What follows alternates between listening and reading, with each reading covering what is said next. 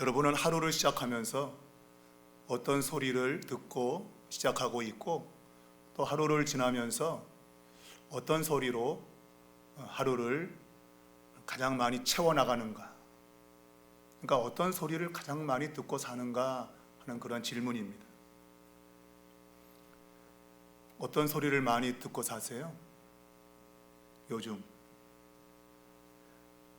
우리가 뉴스를 들으면 안 좋은 소리로 가득가득 들려옵니다. 좋은 소리보다 안 좋은 소리들.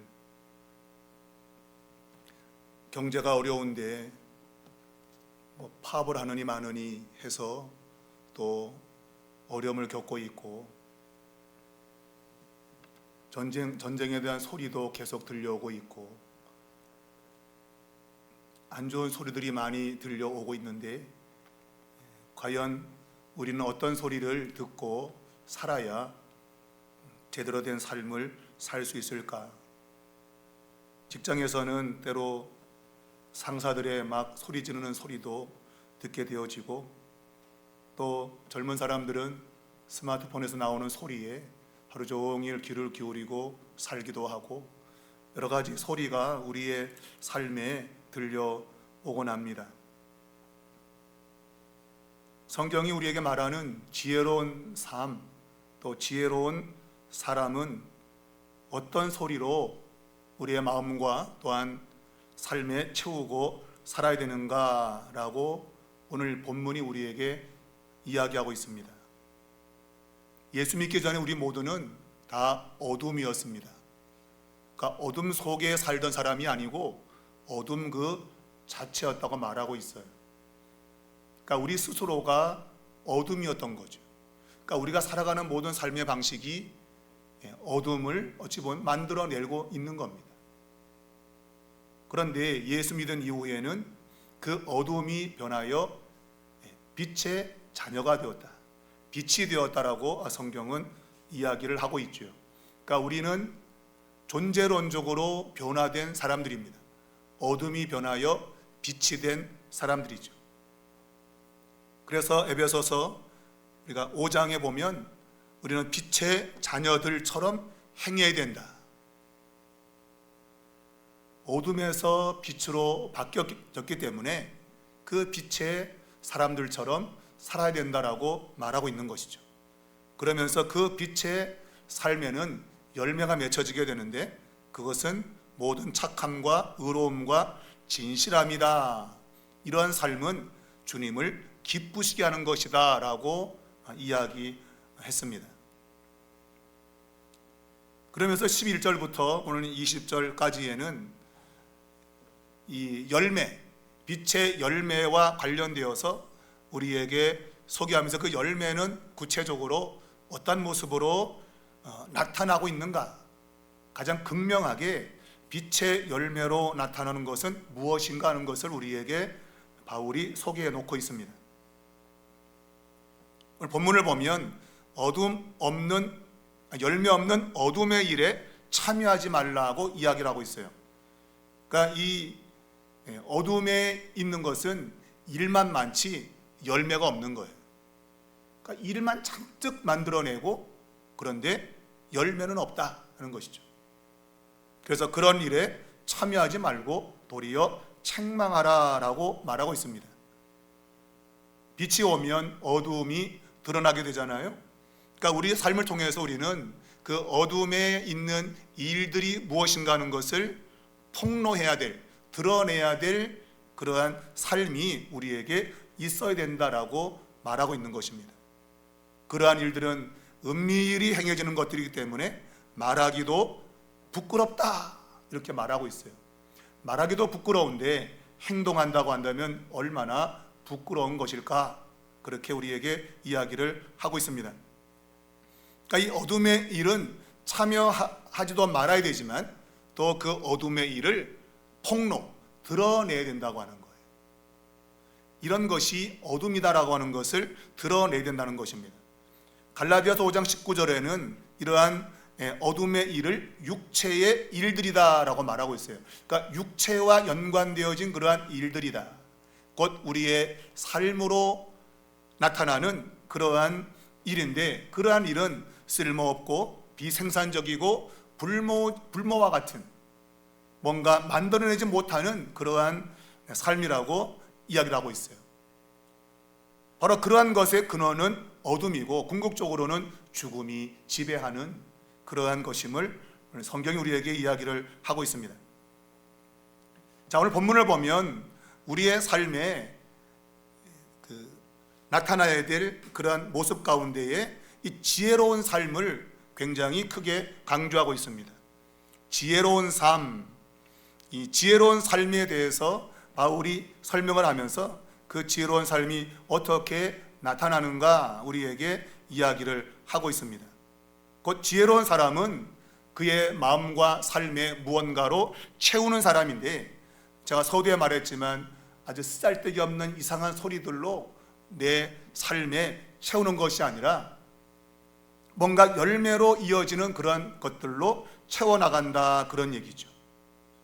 자, 지혜 있는 것과 반대는 지혜 없는 것입니다.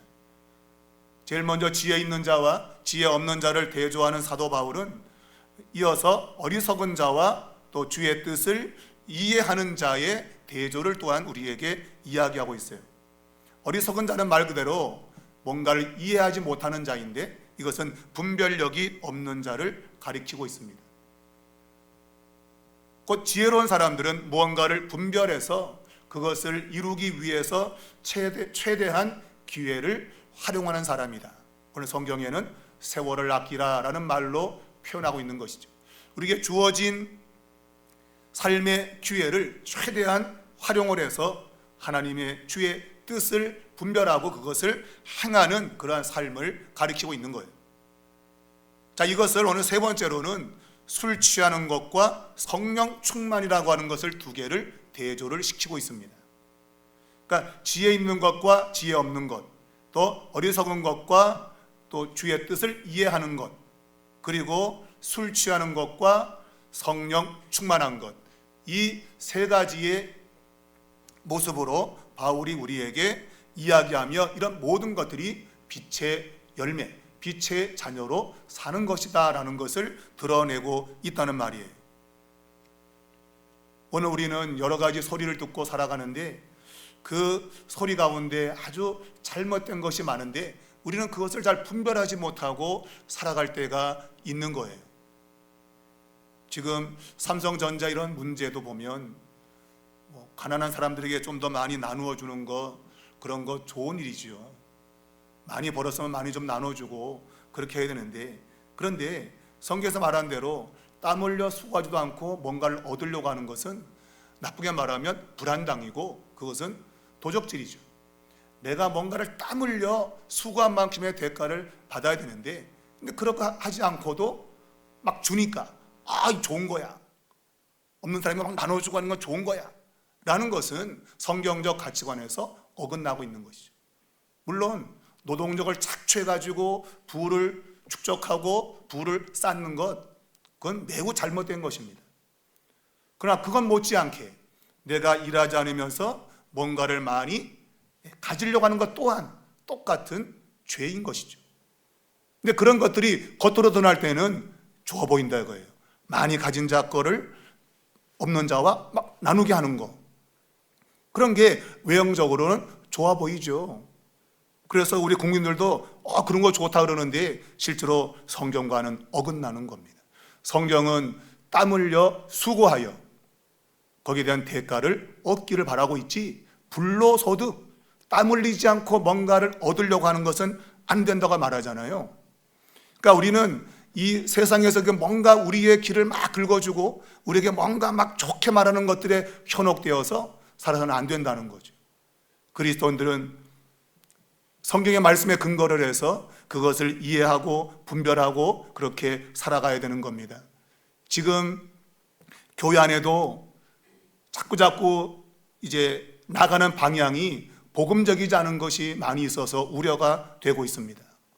그럼 복음은 죄의 문제를 다루는 것입니다. 근본적 인간의 죄를 다루는 것이 복음입니다. 그런데 점차 교회는 이 죄의 문제를 다루는 인간의 죄성에 대한 것들을 다루는 것이 아니라 사회적인 문제, 인권 이런 것들로 자꾸 교회가 나가고 있다고 하는 거예요. 사회의 구조를 잘 바꾸면 인간은 행복해진다. 과연 그렇습니까, 여러분? 사회의 구조가 잘 바뀌면 인간이 행복해지는가요? 그렇지 않습니다, 여러분. 근본적 인간의 죄는 인간을 행복하게 만들지 못합니다.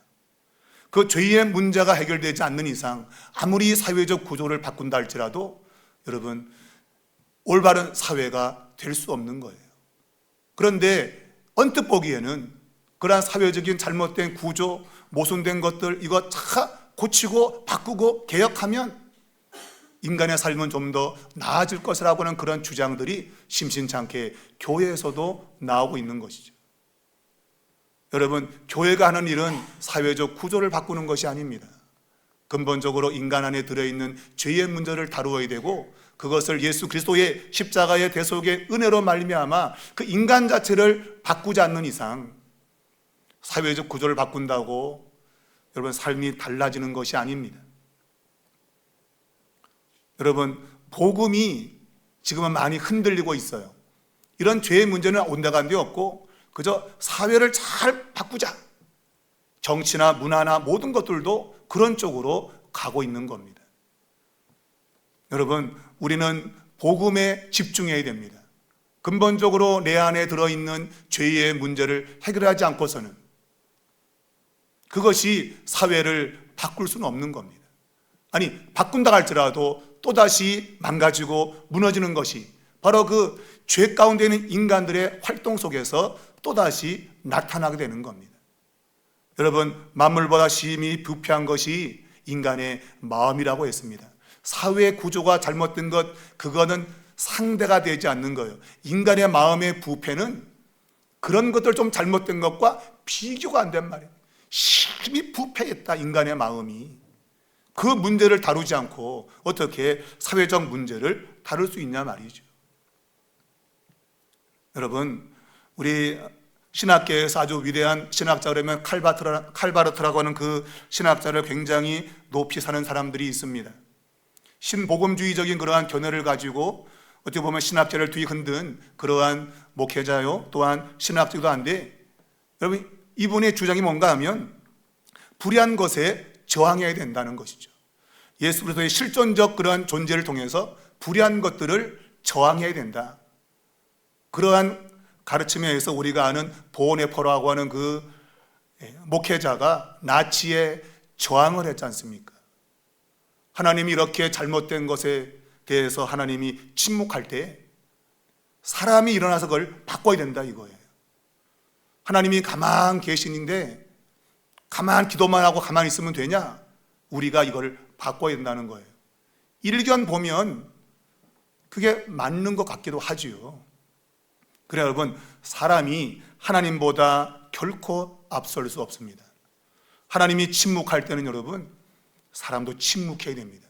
그런데 하나님이 이러한 잘못된 구조적인 모순을 눈 감고 있는 거 안 된다, 우리가 해야 된다라고 하는 것이 바로 그런 칼바르트나 보네퍼 같은 사람들의 주장인 거예요.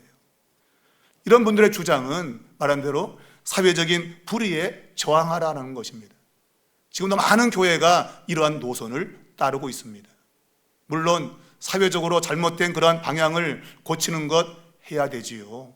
그러나 그것이 주가 아닙니다. 오늘 이 복음의 그 근거가 흔들리고 있고 마치 그런 것이 정말 우리에게 유토피아, 행복한 사회를 가져다 줄 것이라고 사람들이 생각을 하고 있습니다. 제가 말했던 이 칼바르트라는 이 신학자는 불의에 저항해나가면서 사실 자기는 30년 넘게 아내와 함께 다른 여자와 같이 살았어요. 자기 부인과 함께 한 집에 자기 비서하고 30년 넘게 같이 살았습니다. 여러분, 그러한 삶은 불의한 삶이 아닌가요? 입으로는 불의를 외치고 저항을 외치면서 집에서는 자기가 왕이 되고 있는 겁니다. 아내에게 얼마나 많은 고통을 주었겠어요. 자기 비서와 함께 사는데 그것 한 집에서. 여러분, 이것이 인간의 부패한 마음인 겁니다. 자기는 지금 불의한 일을 저지르면서 불의에 저항해야 된다고 말하고 있는 거예요. 여러분, 아이러니하잖아요. 참, 여러분, 이것이 오늘 교회를 나오면서도 내가 무엇을 믿고 있는지 모르고 살아가는 그리스도인들의 어찌 보면 민낯인 겁니다. 여러분과 저는 죄인 중에 죄인이고 주님의 은혜가 없으면 살 수 없는 그런 존재예요. 근데 이러한 우리가 무슨 사회 구조를 바꾸고 불의에 저항할 수 있겠습니까? 야, 네 마음부터 바꿔. 너 집에 있는 그 잘못된 것부터 바꿔. 네가 행하는 불의한 것도 못 바꾸면서 무슨 사회를 바꾼다 그래. 뭐 그런 거 같은 거예요, 여러분. 여러분, 예수 믿으면 여전히 어둠 속에 있으면서 자기는 빛이라고 생각하는 사람이 있는 거예요. 그런 어둠의 일에 동참하고 있으면서 자기는 마치 거룩한 빛인 것처럼 말하는 사람들이 많은 시대가 요즘 시대입니다. 여러분, 하나님의 뜻을 온전히 분별할 수 있어야 됩니다. 무엇이 하나님의 뜻인지 온전하게 분별할 수 있어야 돼요. 오늘 성경은 술 취하지 말라는 것과 성령 충만을 대조적으로 놓고 있습니다.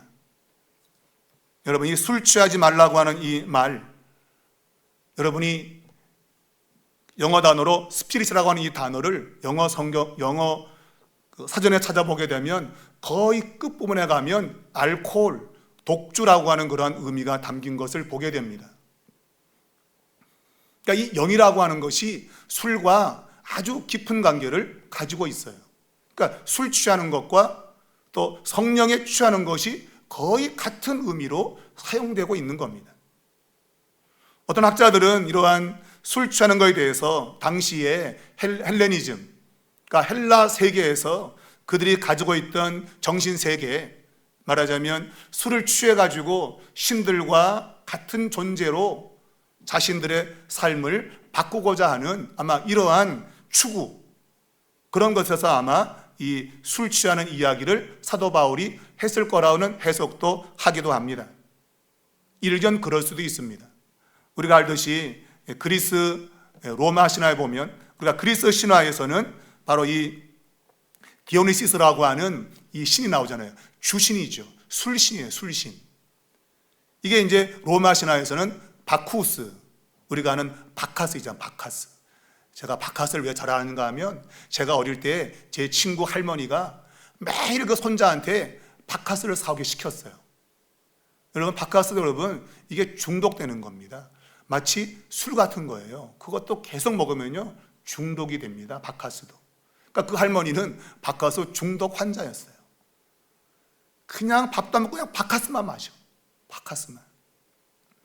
그러니까 당시에 사람들이 술이 취하면 그 황홀경, 막 멍롱한 상태에서 마치 신적인 경지에 이르는 것 같은 그러한 경험들이 있기 때문에 바로 이러한 술 취하는 것들이 그들의 어떤 그 정신 세계에서 추구했던 그런 모습일 수 있다고 하는 것이죠.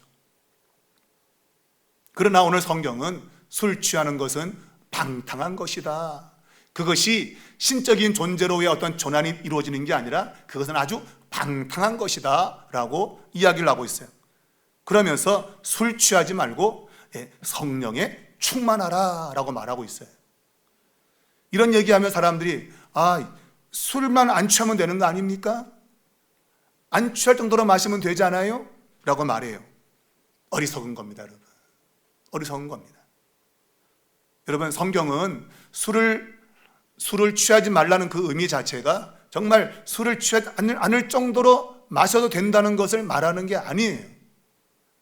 바로 그것이 인간의 부패한 마음의 표지인 겁니다. 무슨 말인가 하면 술 취하지 말라고 말하면서 뭐라 그래요? 성령 충만을 받으라 그러잖아요. 이게 핵심인 거예요. 성령 충만을 받도록 살아야지 내가 술이 안 취할 정도로만 술을 마시면 되지라고 하는 거예요. 이게 타락한 마음이라는 거예요.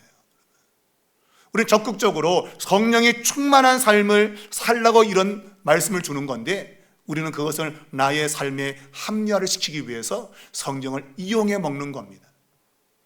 내가 취하지 않을 정도로만 마시면 되는 거 아닙니까?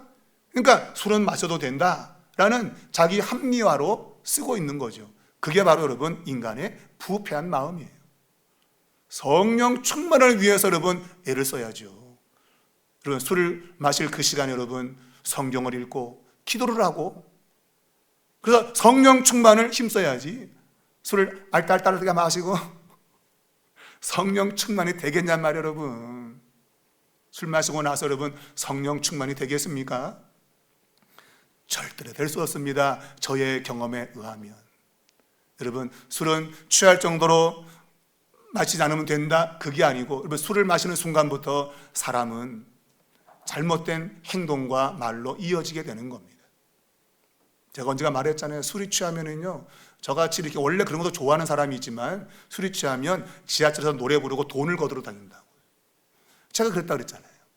대학 시절에 축제 때 술 마시고 술 취해가지고 지하철에서 노래 한 곡 쫙 뽑고 친애하는 시민 여러분, 노래를 들으셨으니 돈을 내야 된다고.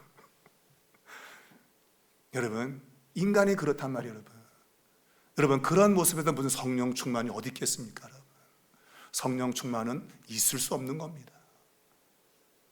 오늘 바울이 술 취하지 말라, 이는 방탕한 것이니, 이게 맞는 겁니다. 여러분 술을 내가 마시는 그 순간부터 우리는 방탕으로 가는 것이지 성령 충만과는 점점점 멀어지는 겁니다.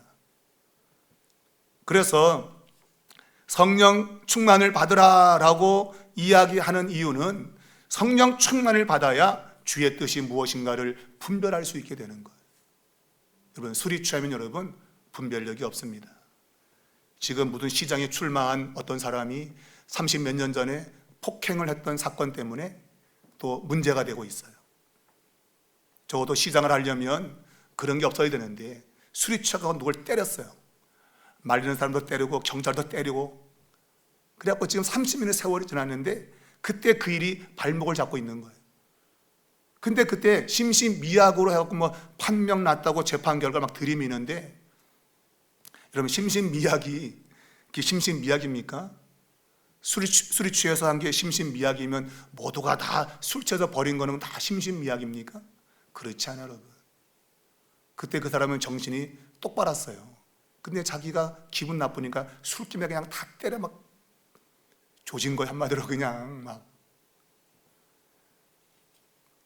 근데 그가 그때 우리가 그런 상황 왜 벌어졌냐고 변명을 하는데, 그때 5.18 그런 문제 때문에 논쟁을 벌이다가 그런 싸움이 났다는 거예요. 아니 근데 그런 논쟁이 난 거는 어떻게 기억하죠? 술이 취했는데. 자기가 사람 때린 건 기억 못하고 그때 막 논쟁했던 건 기억이 돼. 어떤 것은 기억이 나고 어떤 거는 분리하면 기억이 안 나요. 여러분 그게 인간의 부패한 마음이에요.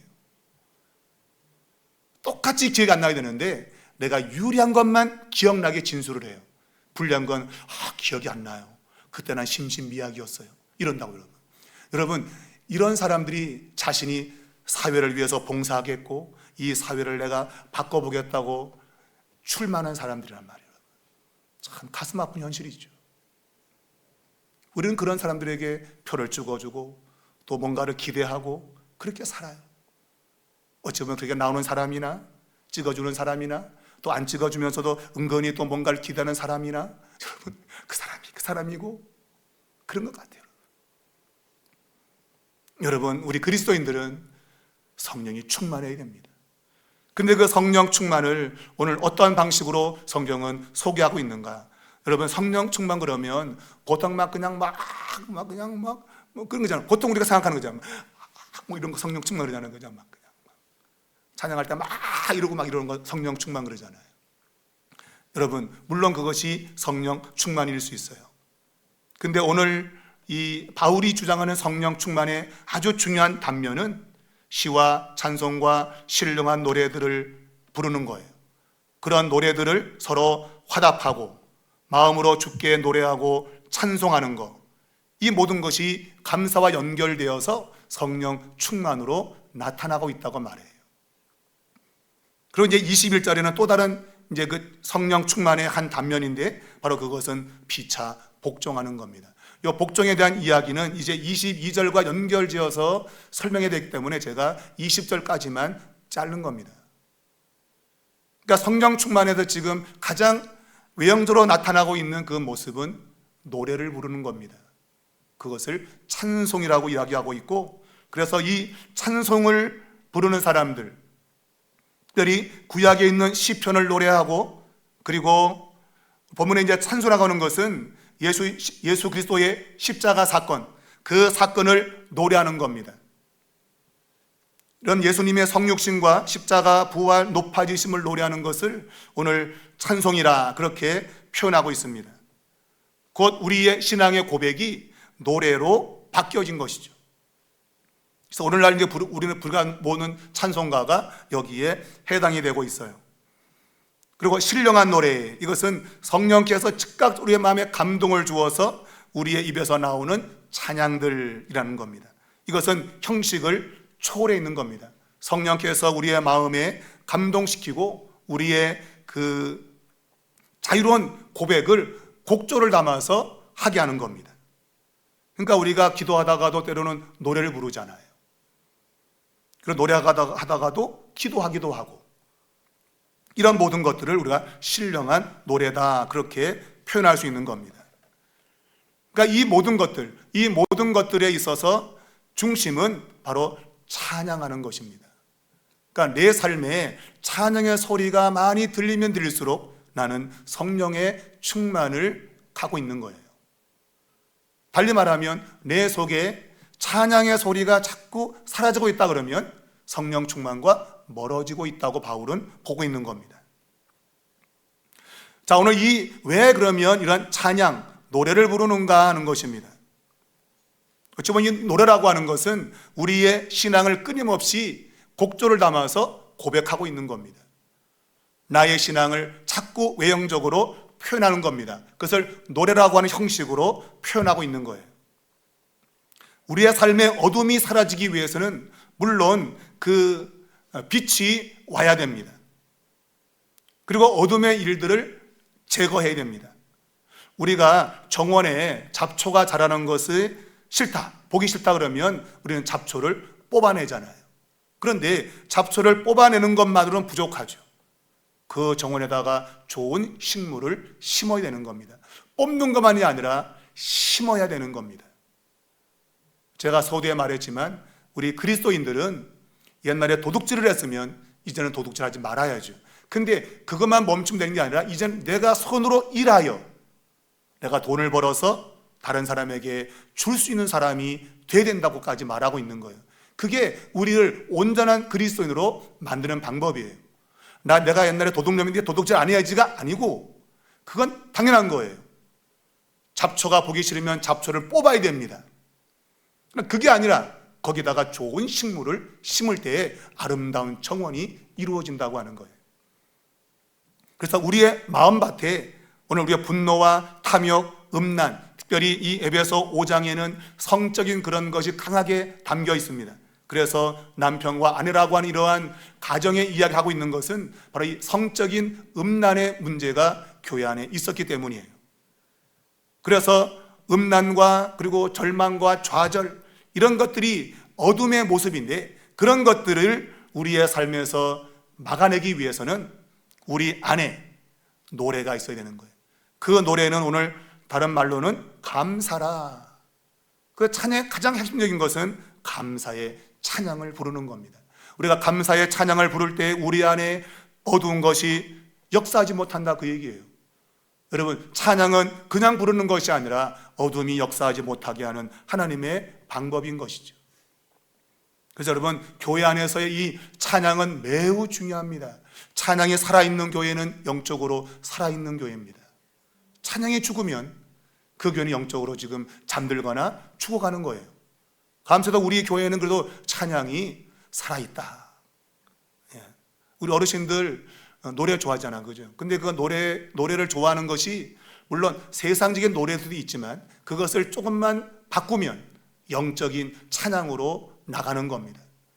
근데 그런 음악에 대한 그런 것들이 우리 교회는 풍부한 것 같아요. 물론 저도 옛날에는 참 노래를 좋아했고 지금도 좋아하지만 그러나 그런 것들을 매번 그렇게는 하지 않죠. 우리 신앙과 연관지어서 할 때 노래를 부르기도 하고 또한 찬양을 부르기도 하고 이런 것들이 우리의 신앙을 더 건강하게 빛된 삶으로 만들어 가고 있다고 하는 것입니다.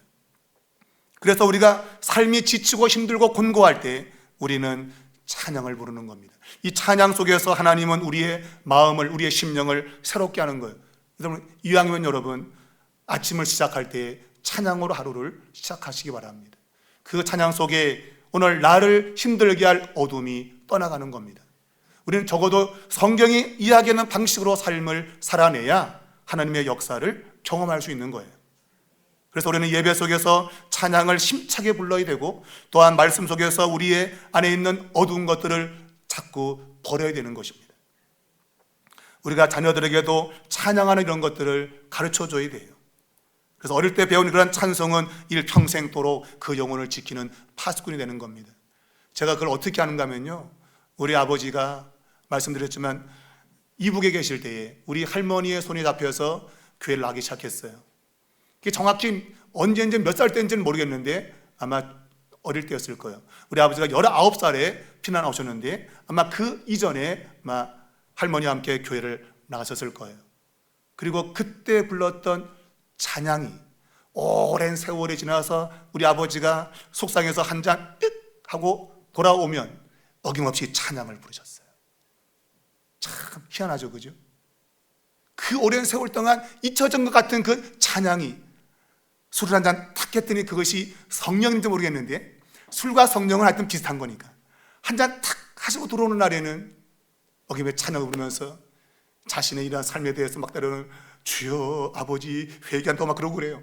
믿음도 없으신데 참 그거 보면서 이야, 이 찬양이라고 하는 것이 그 사람의 인생에 깊이 각인되는 거구나 라는 생각을 해요. 교회는 안 나가시고 교회에 대해서 잘못된 것을 막 비판도 많이 하셨던 그분이 입에서 찬양이 나오더라고요. 그게 아마 어릴 때 불렀던 찬양이에요, 제가 보기에는. 왜냐하면 여기 내려와서는 교회를 안 나가셨거든요. 그런데 어머니가 결혼하고 나서 힘들고 곤고할 때 술 마시고 오셔가지고 하나님 주님 하면서 그냥 찬양을 부르시는데 그 어릴 때 불렀던 찬양이란 말이에요. 여러분, 이 찬양은 우리의 삶에 새로움을 주는 것입니다. 그것이 깊이 영혼 속에 각인되어서 우리의 영혼을 지키는 파수꾼이 되는 겁니다. 결국 오랜 세월이 지났지만 결국 아버지는 교회를 나오셨고 믿음을 가지고 세상을 떠나셨습니다. 우리의 삶에 바로 이 찬양이 바로 그러한 힘이 있다고 하는 것이죠. 사랑하는 여러분, 이 찬양은 그러면 언제 어디서 해야 되는가 하는 것입니다. 오늘 바울은 너희의 마음으로 주께 노래하며 찬송하라고 했습니다. 물론 예배당에 와서 마음을 다하고 힘을 다해서 찬양하는 의미도 있겠지만 여기서 마음으로 주께 노래하며 찬송한다는 말은 예배당 안에서만의 그러한 찬양이 아니라 일상의 모든 자리에서 찬양할 것을 이야기를 한다고 보는 겁니다. 여러분, 일상의 자리, 때로는 내가 직장에 나가는 전철 안에서도, 또 내가 지금 부엌에서 설거지하는 그 시간도, 또 학교에서 공부하는 학생이 그 시간 모든 시간 속에서도 하나님을 찬양할 수 있는 그러한 것이 되어야 된다고 하는 것이죠. 내 순간 좋을 때만 아니라 힘들 때, 내가 몸이 아파 병원에 대기실에 있을 그 초조한 시간에도 하나님을 찬양할 수 있다고 하는 것입니다. 여러분, 그러한 찬양이 우리에게 있다고 한다면 그 찬양은 우리를 구속하는 것입니다. 악한 시대에서 우리를 건져준단 말이에요. 그 찬양이 말이죠, 여러분. 이것이 바울이 우리에게 이야기하는 겁니다. 단순한 노래가 아니라 우리를 구속시킨다, 그 찬양이. 여러분, 이것을 믿으시고 여러분의 입술에 찬양이 끊이지 않기를 바랍니다. 하루를 찬양으로 시작하시고 찬양으로 마치는 사람은 그 하루 전체가 예배가 되는 것입니다. 굳이 예배당에 와서 정식적으로 순서에 맞춰서 우리가 예배는 드리지 않아도 내가 있는 곳곳에서 하나님을 내가 찬양할 수 있다면 바로 그 자리가 예배의 자리가 된다고 하는 것입니다. 오늘 마지막에 오늘 이 바울은 우리가 14절에 보면 잠자는 자여 깨어서 죽은 자들 가운데서 일어나라, 그리스도께서 너희에게 비추이시리라 그랬습니다. 학자들은 이것을 구약 성경을 인용한 구절인데 어느 특정한 구절이 아니라 이것저것을 혼합해 놓은 그러한 구절이라고 말하기도 합니다. 그래서 이사야 26장 19절에 보면 티끌에 거하는 자들아 깨어 노래하라, 이사야 60장 1절을 보면 일어나라 빛을 발하라 그랬고요. 또 요나서 1장 6절을 보면 내가 어찌하여 자느냐 일어나 내 하나님께 구하라. 곳곳에서 하나님을 찾는 그러한 구절들을 모아서 아마 요 본문을 인용했다고 보기도 하는데, 근데 더 많은 그 우세한 해석은 초대교회 때에 세례를 받을 때에 아마 요 문장이 아마 찬양의 가사가 아니었는가, 그렇게 학자들은 대부분 믿고 있습니다. 세례 받을 때에 잠자는 자여 깨어서 죽은 자들 가운데서 일어나라. 그리스도께서 너에게 비추인다. 이 말은 너 이제 새로운 삶을 살게 되었으니 너 이제 일어나라, 그 얘기죠. 근데 이것을 찬양으로 고백했다고 하는 거예요. 찬양으로. 그냥 단순한 입술의 고백이 아니라 찬양을 부르며 이 세례 의식에 참여했다고 그렇게 학자들이 해석을 하고 있습니다. 그런 것 같습니다. 내 삶의 방향을 바꾸는 거, 이게 찬양의 능력이었기 때문에 그래요. 내가 찬양을 부를 때 내 인생의 삶이 전환된단 말입니다. 여러분, 찬양을 그냥 아무렇지 않게 부르는 그런 노래가 아니라 내 인생을 바꿀 수 있는, 내 인생을 지켜주고 보호할 수 있는 그러한 능력이라고 믿으시고 여러분 찬양하시기 바랍니다. 그것이 오늘 바울이 우리에게 권면하고 있는 중요한 내용인 것입니다. 여러분, 찬양하는 사람은 성령이 충만한 사람이고, 성령에 충만하면 지혜가 충만하고, 지혜가 충만하면 기회를 아껴서 사용하며 인생을 삽니다. 여러분에게 세월이 얼마나 남았을까요? 여러분, 이것을 해낼 수 있는 지혜는 말씀드린 대로 찬양할 때 내 인생이 얼마나 남았을까를 여러분 계산하게 되는 겁니다. 그리고 그 주어진 시간 동안 내가 하나님을 위해서 정말 모든 시간을 사용하겠다, 그러한 고백이 나오게 되는 것이죠. 여러분, 저와 함께 우리 삼일교회 안에서 하나님을 영원토록 찬양하시고 일생을 다가도록 찬송을 통하여 여러분의 영혼을 지키시고 여러분의 삶을 날마다 새롭게 하시는 그런 은혜가 있기를 주의 이름으로 축원합니다.